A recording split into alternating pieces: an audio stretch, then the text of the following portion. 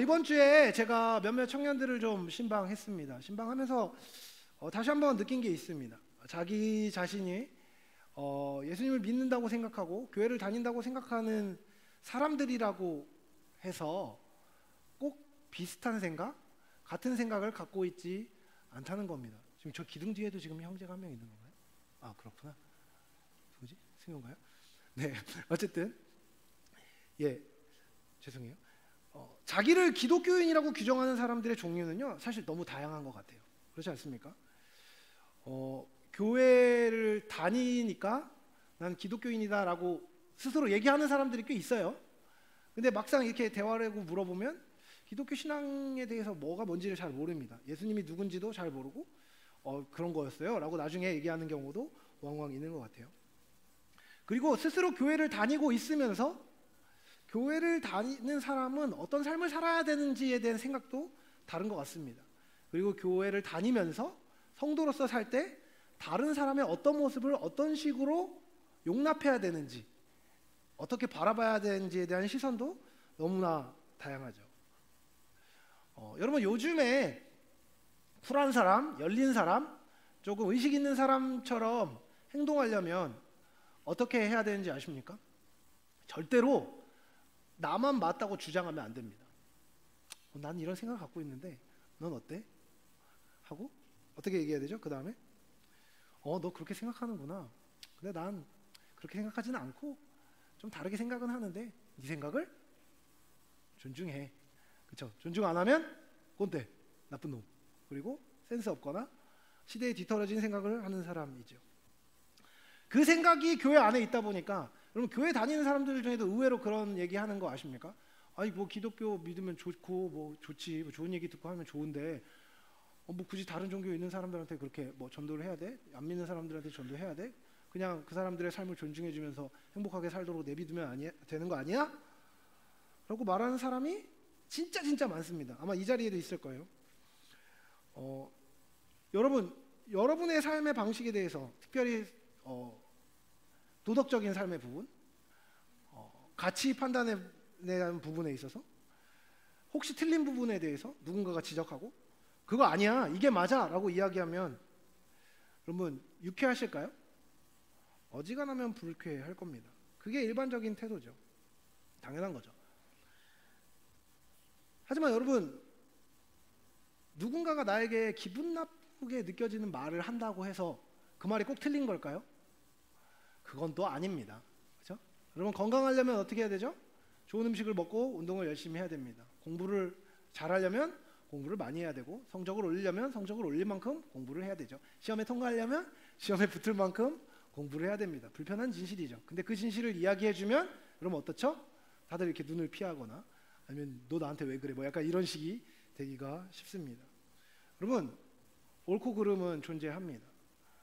그리고 어떤 일이 성립되고 되어지기 위해 필요한 일의 빈도와 정도는 있는 것이지요. 그리스도인으로 산다는 것이 이 사람 저 사람에게 의미가 다 다르다면 그 모든 의미가 맞다고 할 수 있을까요? 아닙니다. 물론 옳음으로 규정할 수 없는 범주가 있습니다. 옳음으로 규정할 수 있는 범주가 분명히 존재한다는 것입니다. 사람마다 표현의 방식은 다를 수 있습니다. 같은 믿음을 갖고 있어도요, 그 믿음에 대한 표현의 방식은 사람마다 다를 수 있겠죠. 하지만요, 알맹이가 다른 것은 다른 문제입니다. 제가 지금보다 더 어린 시절에는 누군가가 교회를 다닌다고 그러면 너무너무 반가웠어요. 그래서 너 교회 다녀? 라고 얘기하면서 너무 반갑다라고 얘기하면서 얘기를 막 하다 보면 내가 가진 생각이랑 너무 다른 생각을 갖고 있는 경우도 왕왕 보게 됩니다. 그러면 약간 당황하죠. 그런 경험이 많아지다 보니까 이제 교회 다닌다고 해서 제가 마음이 갑자기 활짝 열리진 않습니다. 교회 다니세요? 그럼 바로 제가 목사예요 이러면 이제 약간 저를 불편하게 여길 수 있으니까 어떻게 교회 다니세요? 그러시구나 이러면서 어느 정도 그 사람의 신앙의 내용과 모양에 대해서 알면 그때부터 조금 마음이 편해집니다. 무슨 말인지 이해되세요? 여러분, 결국에는요, 우리가 갖고 있는 알맹이는 중요합니다. 신앙인으로서 갖고 있는 우리의 알맹이, 그게 뭔지 좀 한번 이야기해 보려고 합니다. 여러분, 저와 함께 신앙생활을 한 1년 넘게 한 사람들이라면 제가 굉장히 자주 하는 얘기가 있습니다. 그리스도인이 된다는 것은 기존의 인생에 그리스도인이라는 표딱지를 하나 추가하는 게 아니라는 말입니다. 오히려 여러분, 그리스도인은요, 존재 자체가 변화된 사람입니다. 그래서요, 여러분, 우리는 거듭남이라는 표현을 쓰죠. 거듭남이 뭐죠? 다시 났다는 겁니다. 다시 태어났다는 것이에요. 여러분, 스스로가 새로운 존재로 되어졌음을 인지하고 있지 못하다면, 다른 말로 얘기하면 그리스도인이 됨으로 말미암아 내 삶이 변화되었다는 생각을 하고 있지 못하다면, 다른 말로 얘기하면 그리스도인이기 때문에 그리스도인이 아닌 다른 사람과 내가 구별되는 차이점이 있다는 것을 생각하고 있지 못하다면 스스로가 그리스도인인지 아닌지에 대해서 생각해 볼 필요가 있습니다. 여러분, 그리스도인은요, 그리스도인으로 변화되어서 사명을 받습니다. 이 사명이라는 단어는요, 영어로는 콜링입니다. 부름을 받았다는 것이죠. 변화된 존재에 걸맞는 생활 양식으로 우리는 초청받습니다. 그리고 그렇게 초청받은 존재로서 우리는 현실을 사는 것이죠. 오늘 말씀의 제목이 존재와 사명 그리고 재정이라고 제가 이름을 붙였습니다. 원래 이거보다 훨씬 더 선정적인 제목을 붙이려다가 조금 더 순화했습니다. 여러분, 우리의 존재와 우리의 사명 그리고 우리의 실생활, 특별히 돈에 관련된 이야기를 오늘 좀 해보려고 합니다. 함께 읽은 본문은 빌립보서 말씀입니다. 빌립보서의 핵심 사상은요, 기쁨이지요. 이 서신은요, 그리스도 안에서 누리는 기쁨에 대해서 이야기합니다. 다시 말하면 하나님 안에서 세상과 다른 기쁨을 누리는 방법에 대해서 이야기하는 것이 이 빌립보서인 것입니다. 그러다 보니까 결국 이 서신서는요, 복음이, 기독교 신앙이 우리 삶에 역사하는 방식에 대한 설명입니다. 여러분, 세상은 어떻습니까? 제가 세상이라고 얘기할 때 세상은요, 그리스도를 믿는 사람과 다른 가치를 따라 살고 있는 일련의 사람들과 세상의 풍조를 이야기합니다. 세상은 어떻죠? 그리스도인과 다른 가치로 살아갑니다. 하나님 나라 백성과 다른 것을 가치로 하여 살아갑니다. 다른 것을 더 중요하게 생각합니다. 우리가 갖고 있는 참된 것에 집중하게 도와주기보다는 헛된 것에 눈이 팔리게 하는 것이 세상인 것이죠. 빌립보서는 우리가 다른 것에 눈을 돌리게 하고 그리스도인으로 사는 것을 방해하는 상황 가운데서 하나님의 은혜를 통해 참된 기쁨을 유지하는 방법을 계속해서 이야기하고 있습니다. 그 방법에 대해서 빌립보서가 얘기하는 것을 요약하면 이것입니다. 여러분, 우리가 참된 기쁨을 유지하며 살려면요, 하나님을 사랑하고 서로를 섬겨야 합니다. 그리고 그 일에 점점 더 헌신해야 합니다. 그렇게 헌신하면 우리는 성장하게 될 것입니다. 그리고 그렇게 성장하는 가운데 우리는 하늘 시민으로서의 정체성을 마침내 갖게 된다는 것이죠. 시민권이라는 개념은 빌립보서에서 너무너무 중요한 개념입니다. 그리고 이 시민권을 가진 존재로서 살았던 가장 모본을 빌립보서는 그리스도라고 이야기합니다. 예수께서 하나님을 사랑함으로 우리에게 당신의 목숨을 주셨습니다. 결국 하나님의 사랑으로 가득해서 하나님과 사람을 섬기는 존재의 행동은 언제나 자기중심적이고 이기적인 것이 아니라 외부를 향하고 타인을 위하게 된다는 것입니다. 그럼 그 변화된 존재에 걸맞는 행동이 무엇입니까? 바로 사랑인 것이죠. 인내인 것이죠. 관심인 것입니다. 길게 어려운 얘기를 했는데, 여러분, 오늘 빌립보서 4장에서 바울은 빌립보 교회의 성도들이 마침내 바울을 생각해 준 것을 기뻐합니다. 여러분, 이것을 우리가 착각하면 안 되는 것이요, 바울이 엄청 가난하고 돈이 없었는데 나 돈 줘서 고마워 이런 말을 하는 게 아니라는 것입니다. 여러분, 우리가 잘 알고 있는 빌립보서 4장 13절 내게 능력 주신 자 안에서 내가 모든 것을 할 수 있느니라 라는 말은요, 사실 나에게 돈을, 연보를 보내준, 헌금을 보내준 사람들에게 하는 설명 중에 하나였습니다. 너희들이 나에게 돈을 보내줘서 고마운 게 아니야. 나는 내게 능력 주시는 하나님 안에서 내게 맡겨진 모든 사명을 감당할 수 있어. 너희 돈 때문에 내가 고맙다고 한 게 아니다. 너희 돈이 내 사명을 이룰 수 있도록 도왔기 때문에 고맙다고 한 게 아니야. 그것이 아니었어도 하나님은 내가 사명을 이룰 수 있도록 해주실 것이야 라는 의미에서 이 말씀이 사용된 것입니다.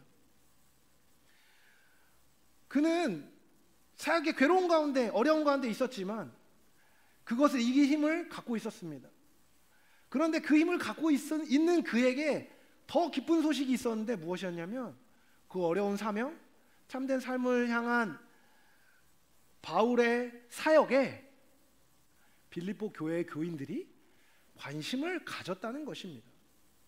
그리고 그것에 참여하기 시작했다는 것을 바울은 기뻐했습니다. 여러분, 이 말은 무엇입니까? 바울이 기뻐했던 게 뭐라고요? 바울에게 다른 사람의 삶에, 다른 사람이 특별히 하나님을 향해 살고 하나님의 사역을 감당하는 그 방식에 대해서 관심을 기울이기 시작한 빌립보 교회의 성도들로 말미암아 기뻐하기 시작했다는 겁니다. 기쁘다고 이야기한 것입니다. 사도는 이제 너희들의 문제에만 집중을 하는 것이 아니라 하나님의 일에, 하나님 나라의 일에, 하나님 나라의 사역에 실질적으로 관심을 갖고 헌신하기 시작한 것에 대해 기뻐했다는 것이죠. 그것을 향해 재정과 마음과 시간을 쏟기 시작한 그들의 모양을 보면서 바울이 기뻐했다는 것입니다. 그리고 바울은 이제 그 변화를 유지하라고 얘기합니다. 빌립보 교회 성도들이요, 당신들의 현생에만 관심을 기울이던 것을 이제 멈췄으니 그것을 멈추고 계속해서 하나님 나라의 사역에 관심을 기울이십시오라고 바울은 이야기하고 있는 것입니다. 그리고 그 변화를 계속 유지할 것을 말하면 이렇게 덧붙입니다. 영광의 하나님께서 너희 쓸 것을 능히 채우실 것이다 라고 말이죠. 여러분, 그리스도인은 어떤 존재입니까? 그리스도인이 변화된 것의 핵심은 무엇입니까? 여러분이 그리스도인이 되고 나서 무엇이 변화되었습니까? 변화의 핵심은요, 기쁨의 이유가 변하는 것입니다. 나를 위해 이 땅에 오신 그리스도를 통해서 표현된 하나님의 사랑이 우리에게 알려집니다. 그리고 그 알므로 우리는 그 기쁨에 매료됩니다. 그 기쁨을 누릴 수 있는 자로 변화된 사람이 바로 그리스도인인 것이죠. 여러분, 이것은 억지로 됩니까? 억지로 되지 않습니다. 결심으로 됩니까? 결심으로 되어지지 않습니다. 오케이, 결심했어. 난 좋은 그리스도인이 되고야 말겠어. 이제 잘 믿어봐야지 라고 결심한다고 해서 되는 게 아닙니다. 결심은 깨지기 십상이고 의지는 무너지기 십상입니다. 하지만 한번 참되게 맛본 하나님의 은혜는요, 우리의 영혼의 성향 자체를 변화시켜 줍니다. 그래서 이제 그리스도의 사랑을 참되게 맛본 자는 세상의 가치를 따라 살 수 없습니다. 그렇게 못 사는 것이죠. 사역자들이 이거는 여기 있는 사람들과 저만 갖고 있는 비밀로 하겠습니다. 목사님들이 가끔 하는 말이 있습니다. 야, 내가 변화되기 전에 만났으면 저 사람 죽었어. 뭐 이런 얘기를 가끔 합니다. 지울 수 있나요? 어쨌든 이런 얘기를 가끔 합니다. 무슨 얘기예요? 변화되기 전에는 내 삶이 개차반이어서 저런 사람 가만두지 않았었는데 내가 이제 해서 산다, 뭐 이런 얘기를 사실 우리들끼리만 있을 때 하는 얘기인데 여러분 잊어버려 줄 수는 없겠죠? 어쨌든 뭐 그런 얘기를 가끔 합니다. 여러분, 사실 솔직히 얘기하면 우리끼리 아무리 해봐야 부질없는 얘기죠. 뭐 화내지도 못하고 뭐라고 하지도 못하면서 말이죠. 근데 여러분, 솔직히 얘기하면요, 옛날엔 그랬는데 지금은 내가 참는다일까요? 사실 아닙니다. 이제는 그렇게 못하는 거죠. 여러분, 예수님을 만나서 참된 삶을 살게 되면요, 화를 내야 할, 원래 그냥 자연인이었던 누군가가 화를 내야 하는 상황에서 화를 내지 못하게 되는 것입니다. 욕을 해야 할 상황에서 욕을 하지 않게 되는 게 아니라요, 욕을 하지 못하게 되는 것입니다. 원래 당연하게 죄를 짓던 것에서요, 죄를 짓지 못하게 되는 것입니다. 왜요? 그것보다 더 아름답고 가치 있는 것인지 무엇인지를 이미 알게 되어버렸기 때문입니다. 그것을 알아버렸으면 뒤로 돌이킬 수 없습니다.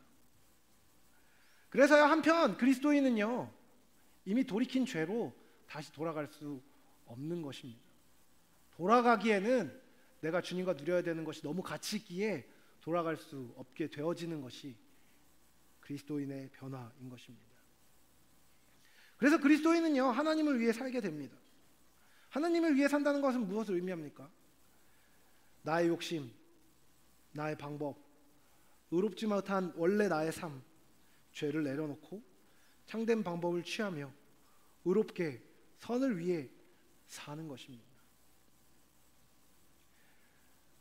나에게 잘못한 사람을 용서하는 것이지요. 내가 사랑할 수 없었던 사람을 사랑하는 것입니다.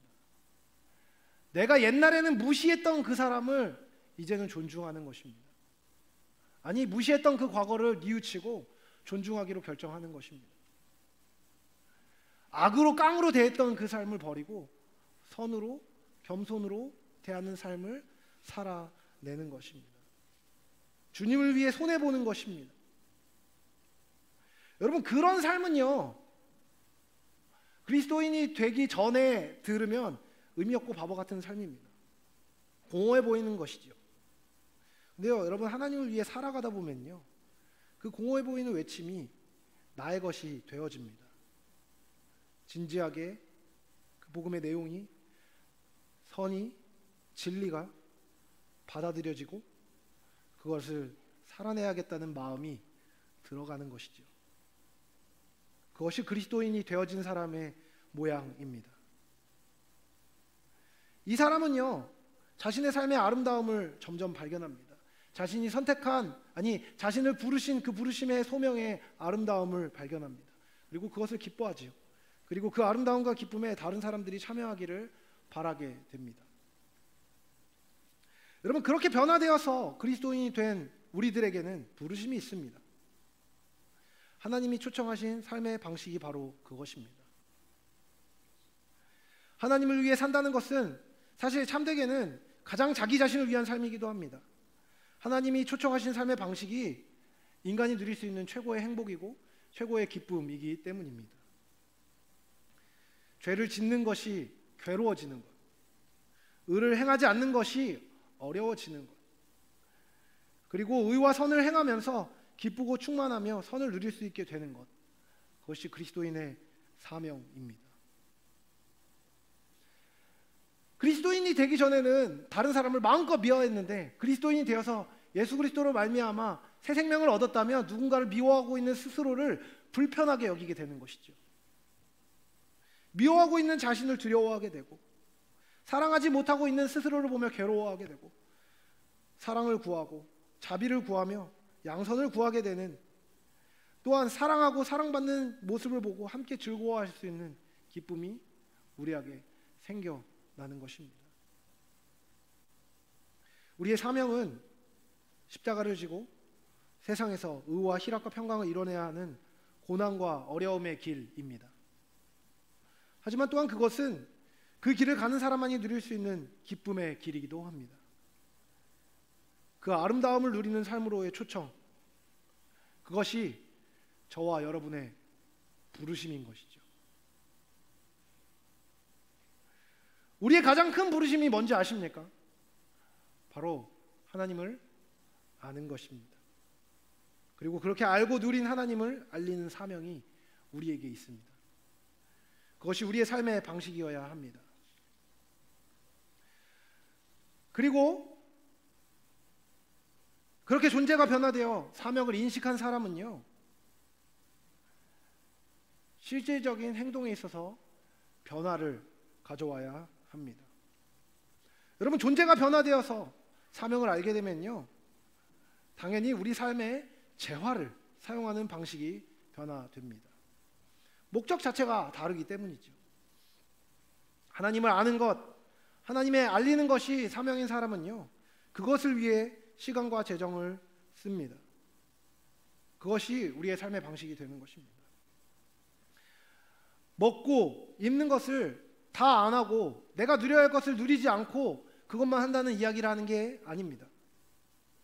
하나님이 기뻐하시는 삶을 위해 노력한다는 단순한 말이 아닙니다. 오히려 하나님을 기뻐하기 위해 에너지를 쏟는 것입니다. 하나님 자신이 기쁨이 되기 때문에 그것에 투자하는 것, 그것이 참된 그리스도인의 삶의 모양입니다. 여러분, 가치 있는 것에 시간과 돈을 쓰는 것을 두려워하는 사람은 없습니다. 주저하는 사람은 없죠. 자기가 가치 있게 여기고 좋게 여기는 것에 시간과 돈을 쓰는 것은 당연한 일입니다. 여러분, 여행을 갈 때 한번 여행을 가려고 치면 여러분 돈 아끼십니까? 여행을 좋아하는 사람들은 여행에 돈을 아끼지 않습니다. 시간을 아끼지 않습니다. 당연한 것이죠. 그것을 하고 싶으니까 말이죠. 여러분, 악기를 좋아하는 사람들이 악기에 돈을 쓰는 것이 이상한 일입니까? 자기가 좋아하는 것이니까 쓰는 겁니다. 여러분, 최신형 아이패드를 사기 위해서 몇 개월 동안 아르바이트를 해서 돈을 모으는 일에 가치를 쏟는 이유가 무엇입니까? 그 아이패드가 나한테 너무 필요해서일 때도 있지만, 그게 좋으면 그것을 위해 마음을 쏟고 삶을 쏟는 것은 당연한 일인 것입니다. 여러분, 그래서요, 여러분이 하나님을 사랑하는 사람인지 아닌지, 참된 그리스도인인지 아닌지를 알려면요, 여러분의 시간과 여러분의 에너지, 여러분의 재정이 하나님을 알고 하나님을 알리며 하나님을 사랑하는 삶의 방식을 위해 얼마나 사용되고 있는지를 보면 알 수 있습니다.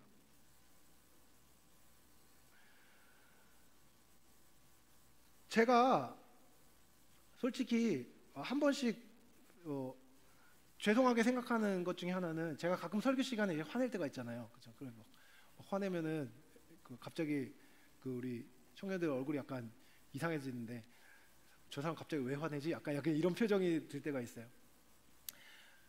근데 여러분, 제가 가끔 화낼 때가 언제인지 아세요? 제가 사랑하는 하나님을 사람들이 사랑하지 않는 것처럼 느껴질 때입니다. 제가 가치 있게 여기는 하나님을 아는 삶을 다른 사람들이 입으로는 그렇다고 얘기하는데 삶으로는 부정할 때, 솔직히 얘기하면 너무 화딱지가 납니다. 여러분, 제가 예배 10분 전에 와서 기도하십시오라는 얘기 자주 하잖아요. 예배 10분 전에 와서 기도 왜 해야 되는 거예요?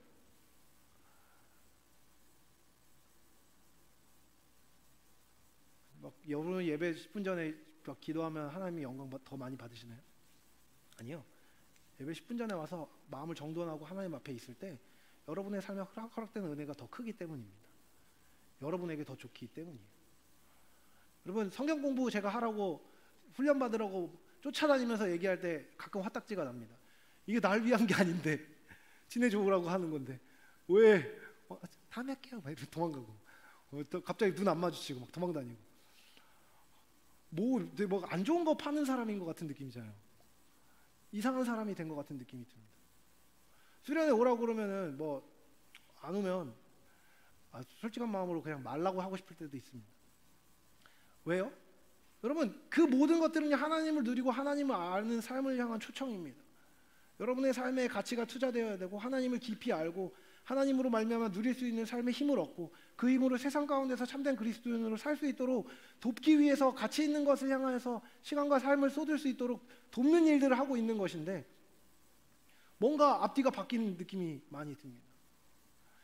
여러분, 하나님이 우리한테 매달리는 게 맞습니까? 우리가 하나님께 매달리는 게 맞습니까? 모든 선한 것은 하나님께 있습니다. 모든 힘과 능력과 모든 것들은 하나님께 있습니다. 근데 우리가 하나님께 그것을 달라고 구하는 것이 맞는데, 마치 하나님이 제발 내가 이걸 줄 테니까 나한테 좀 와라 라고 부탁하는 것 같은 느낌이 들 때 화딱지가 납니다. 너무 화가 나요. 여러분, 그리스도인은요, 하나님의 아름다움을 발견한 사람입니다. 하나님께 온갖 좋은 것이 있다는 것을 믿고 신뢰하는 사람입니다. 그리고 그것을 믿고 그분께 나아가서 그분에게 의탁할 때 그분이 계속해서 공급하시는 분이라는 것을 알게 된 사람입니다. 그래서요, 여러분, 우리가 시간을 쏟게 되는 겁니다. 말씀을 향해 나아가게 되는 것이죠. 하나님의 말씀을 읽어라 해서 읽는 게 아니라요, 하나님 말씀 못 읽게 뺏어도 찾아서 읽어야 되는 게 우리의 삶인 겁니다. 그 말씀 안에 생명이 있고, 그 말씀 안에 우리의 삶을 변화시킬 만한 힘이 있고 능력이 있고, 그 말씀이 우리를 완전한 사랑으로 인도하고, 그 말씀이 우리를 완전한 행복으로 인도한다는 것을 믿는다면, 여러분, 말씀을 향하여서 시간을 쏟고 에너지를 쏟고 재정을 쏟는 게 당연한 일이 되는 것입니다. 하나님을 아는 기도를 위하여서, 하나님을 아는 예배를 위하여서 시간과 에너지와 재정을 사용하는 일이 이상한 일이 아니게 되는 것이죠. 또한 더불어서 함께 하고 있는 사람들이 함께 하나님을 더 잘 알기 위해서 시간과 재정과 에너지를 쏟는 일이 이상한 일이 되지 않는 것입니다. 자연스러운 일이 되어져야 하는 것이 그리스도인의 삶의 양상이어야 하는 것이죠. 여러분, 우리의 시간, 우리의 에너지, 우리의 재정 어떻게 사용되고 있습니까? 여러분, 우리는요, 이 모든 것을 교회로 행하는 것입니다. 교회됨으로 행하는 것입니다. 여러분, 우리는요, 지금 옆에 있는 사람들과 함께 지어져 가는 것입니다.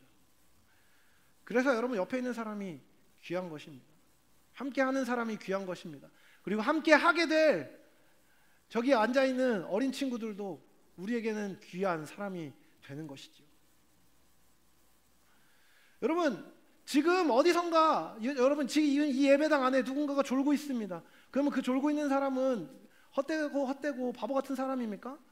그렇게 누군가는 평가할지 모르지만 그 사람은 우리에게 존귀하고 귀한 사람입니다. 왜요? 그 사람이 우리를 하나님께로 인도할 사람이기 때문입니다. 그 사람과 함께 우리가 하나님을 알아갈 사람이기 때문입니다. 지금 연약해 보이는 그 사람이 우리를 하나님과 친밀하게 하도록 하는 하나님의 통로임을 우리가 알기 때문입니다. 그래서 귀한 것이죠. 여러분, 그래서 우리는 비전을 품는 것입니다. 하나님을 알고 알리는 삶에 있어서 교회가 품는 비전은요, 바로 이것입니다. 하나님을 알고 하나님을 사랑하고 그 사랑으로 이웃을 섬기는 것을 위하여서 우리는 비전을 품는 것입니다. 여러분, 꿈땅 비전에 대한 이야기를 여러분 자세히 듣지 못했을지 모르겠습니다. 교회 앞에 있는 연탄집에 있는 땅을 우리가 구매하였습니다. 그리고 그 땅을 사서 이제 거기에다가 다음 세대를 위한 건물을 올리기 위해서 기도하고 있습니다. 여러분, 또 사사로이 땅을 사고 재산을 증식하기 위해서 교회가 이것을 한 것일까요? 아닙니다. 오히려 우리가 제대로 재화를 모으려고 하면 그걸 짓고 그걸 사고 그걸 짓고 다음 세대를 위해 투자하면 안 됩니다. 여러분, 앞으로 대한민국의 인구 구조가 어떻게 되는지 아십니까? 역피라미드 구조가 됩니다. 아이는 줄고 노년이 많아집니다. 종교 장사를 하려면 여러분, 우리가 투자해야 되는 사역은 뭔지 아십니까? 오로지 노인 사역입니다. 오로지 어르신들을 섬기는 일에만 집중하면 사람들이 구름대처럼 몰려들지도 모릅니다. 그리고 이게 우리들끼리만 하는 얘기인데 청년들보다 어른들이 훨씬 더 말도 잘 듣습니다. 뭐 얘기하면 협조도 잘해주시고 리액션도 너무 좋고 뭐 말만 하면 목사님 하면서 잘 챙겨주십니다. 가끔 여기 있다가 쉴 때 가서 어른들신들한테 얘기하면 뭔가 다른 교회에 온 것 같은 느낌이 들 때도 있습니다. 어려울 게 없습니다. 근데 여러분, 이 비전은요, 우리가 품는 비전은 시대에 역행하는 것입니다. 어린 세대들, 지금 어린 애들 절대적인 인구 자체가 너무나 적습니다. 그런데요, 하나님을 아는 경건한 세대가 일어나지 않으면 이 나라에 소망은 없습니다. 그래서 거룩한 투자를 하기 원하는 것이죠. 하나님을 알고 알리는 사명을 위하여 어리석어 보이는 투자가 있는 것이고, 이것을 위해 교회가 분연히 떨치고 일어나는 것입니다. 여러분, 제가 청년들이 주로 드리는 이 청년 예배에 이 말을 하는 이유가 뭔지 아십니까? 이 일을 어른들로 밀어두지 마십시오. 나는 학생이니까, 난 돈 없으니까 나랑 상관없어 라고 이야기하지 마십시오. 돈 없으면 아무것도 사지 마세요. 그러면 그거 아니잖아요. 여러분, 우리가 교회의 미래가 아닙니다. 지금 우리가 교회인 것이죠. 어른들의 사명이 아닙니다. 우리가 어른입니다. 여기 민증 없는 사람 몇 명 없습니다. 마음대로 식구 딱지 붙어 있는데 못 들어가는 사람, 법적으로 못 들어가는 사람 아무도 없습니다. 있네요. 몇 명 있습니다. 우리는 우리 삶에 책임을 질 수 있는 세대입니다. 헌금에 대해 부정적인 생각을 가진 사람들이 있습니다. 이해합니다. 너무나 많은 재정사고가 교회 안에 있었고, 우리 교회는 모르겠지만 한국 교회 안에 있었고, 그것을 향해서 부정적인 생각을 가지기 쉽습니다. 하지만 그런 사람들에게 꼭 이야기해주고 싶습니다. 당신의 하나님을 향한 태도부터 점검하십시오. 비판적인 생각과 기민한 감각은 중요합니다. 하지만 이것은 의심하고 싸우기 위한 것이 아니라 바르게 사용되고, 교회 안에 있는 재정이 바르게 사용되고, 이것을 통해 교회와 세상을 섬기기 위해서 우리가 필요한 것입니다. 헌신과 사랑을 배워야 합니다. 여러분, 여러분의 시간을 하나님께 쏟으십시오. 그리고 여러분의 재정을 하나님께 드리십시오. 헌금을 하십시오. 제가 여러분이 헌금을 할 기준을 세워드리겠습니다. 간단하죠. 적어도 밥 한 끼 값, 커피 한 잔 값은 일주일에 한 번씩 하나님 앞에 드리십시오. 하나님 거지가 아닙니다. 여러분의 삶이, 여러분의 재정이 하나님과 함께 하나님을 섬기는 교회를 위해서 쓰여야 한다는 것을 여러분 인지한다면요, 여러분 그 책임에 동참하는 것이 옳습니다. 제가 여러분한테 헌금하라고 해서 제 사례비가 오르는 건 아무것도 없습니다. 제 삶의 복지에 유익이 되는 건 아무것도 없습니다.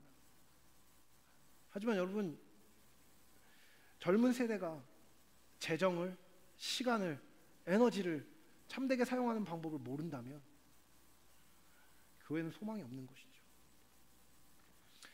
여러분, 특별히 돼지 구입을 위하여서 지금 약정하고 있습니다. 여러분 기도하면서 약정하십시오. 한 구자가 200만 원입니다. 여러분 그 200만 원을 여러분한테 다 약정하라고 이야기하는 게 아닙니다. 한 구자가 아니어도 괜찮습니다. 여러분이 2년여 시간 동안 교회와 하나님 나라를 위하여서 헌신해야 될 양을 정하고 헌신하십시오. 다만 돈 10,000원이라도, 다만 돈 1,000원이라도 여러분의 마음이 담겼다면 그것을 헌신하는 것이 옳은 것이죠. 건강한 헌신은 무엇일까요? 특별히 재정을 드림에 있어서 건강한 헌신은 저는 이거라고 생각합니다. 헉하는 금액, 다른 사람에게 보이기 위한 금액 굳이 할 필요 없습니다. 그렇다고 여러분 100원, 200원 애게 하는 금액을 하는 것은 장난치는 일입니다. 저는 건강한 헌신은 적어도 자기의 힘만으로 너끈히 할 수는 없지만 하나님을 향한 믿음으로 돌파할 수 있는 정도의 부담을 짊어지는 것이라고 개인적으로 생각합니다. 그리고 그 헌신을 주님께 드리는 것이 저는 건강한 그리스도인의 삶의 방식이라고 생각합니다. 아내와 함께 이제 교회에서 이 약정을 한다는 이야기를 듣고 고민을 하기 시작했습니다.